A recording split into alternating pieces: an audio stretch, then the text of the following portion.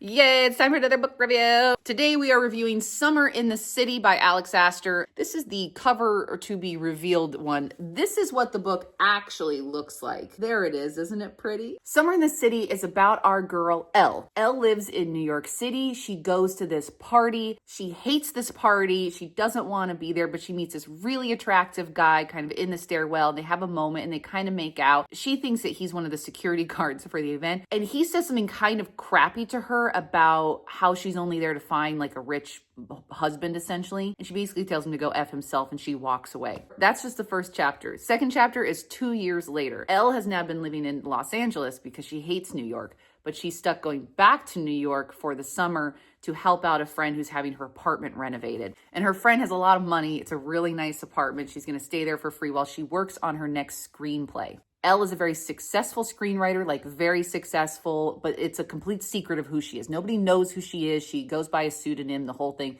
So she very much likes to keep to herself. She finds out that the neighboring apartment unit to hers is the hot guy from the club 2 years ago. Except in the meantime, she's realized that he's like a billionaire. He was not a security guard, super rich billionaire. And she's like, well, he doesn't remember me, but I remember him because I've kept tabs on him for 2 years because he is such a jerk face. And like all good rom-coms, they decide to start fake dating. He needs the good press for his company to be sold, and he doesn't really want to date anybody for real. I have never read any Alex Aster before. She's known most for her Lightlark series, which is a young adult fantasy. I feel like when Lightlark came out, it got a lot of hate online, and I do plan to read them someday. I do like young adult fantasy. I pulled this one off the shelf kind of by random because it's so short that I thought like, oh, I can get through it pretty fast. It clocks in under 300 pages. It is a very short book. And then you know what? I ended up really liking it a lot. And with rom-coms, it's not like this unbelievably new plot that we've never seen before. We've seen these tropes before. We've seen this book before, but I think she did a really good job at making two characters I really liked a lot. One of my issues with the billionaire romance trope is that the woman always seems to need the money to some extent, or she needs help with something financially